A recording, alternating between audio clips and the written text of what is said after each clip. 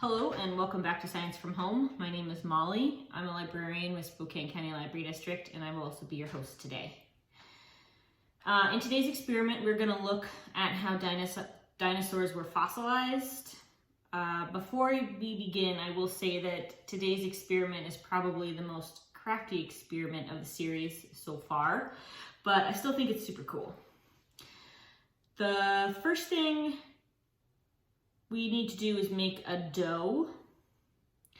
So for this experiment, we're gonna need some flour, some salt, some water, a couple of measuring utensils I have here with me today, 1/2 cup and 1 tablespoon, paper towel just in case, a bowl, and then this is a little plastic dinosaur that I'm going to try to fossilize. So let's get started. I'm going to begin by putting 1/2 cup of salt into the bowl.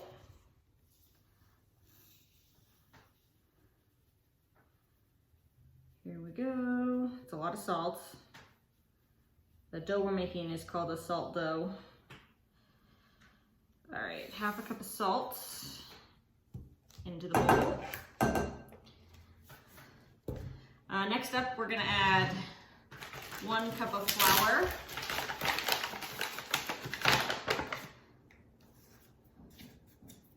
here we go.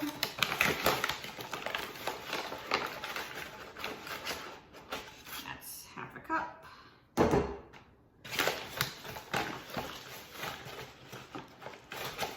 And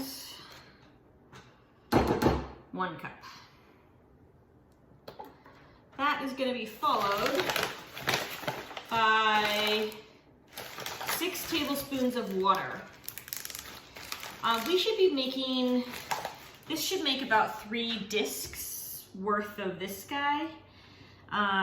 So you can adjust the recipe however you see fit, if you want more or less.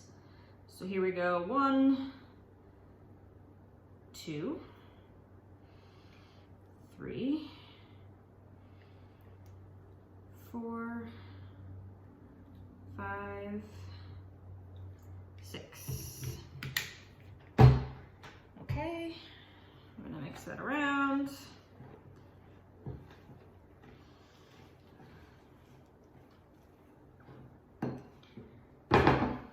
Get it all incorporated.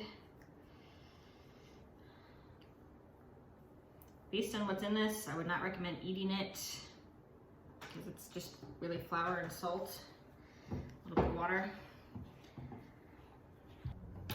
So it just took me a couple of minutes to kind of really mix all that stuff together in the bowl. Next up, we are going to pinch off some dough, and you kind of want to make it into a disc shape. You don't want it to be too thick, but you also don't want the dinosaur going through it. Okay, so I've got 1 disc. I'm gonna make a second one. The dough feels really weird. Feels like soggy salt. All right, this disc isn't quite as good, but you get the point. So we want to imagine that this dinosaur has just died. And he's lying on the earth. And shortly after he dies, his body gets covered in silt and sand and dirt. I'm gonna cover him with one of my things. And, or maybe there's a landslide or a windstorm or a mudslide, and so his body is covered. The sediment covering his body protects it. The body will decompose, like his muscles and his skin, but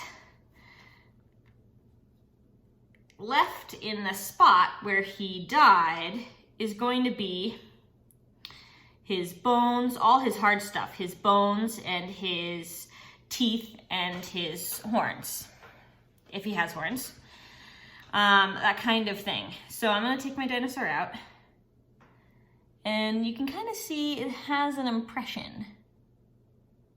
So this cavity would contain, like I said, all the hard stuff from the dinosaur.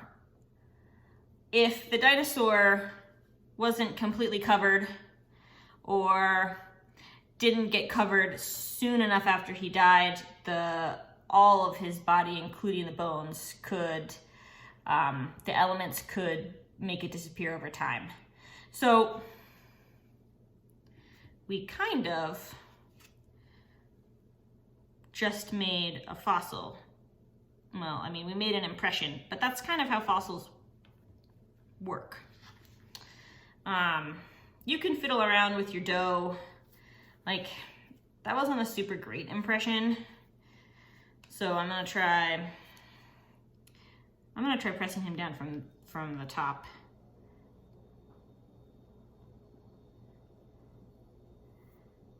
Okay. That worked much better. You could see his impression there. Sometimes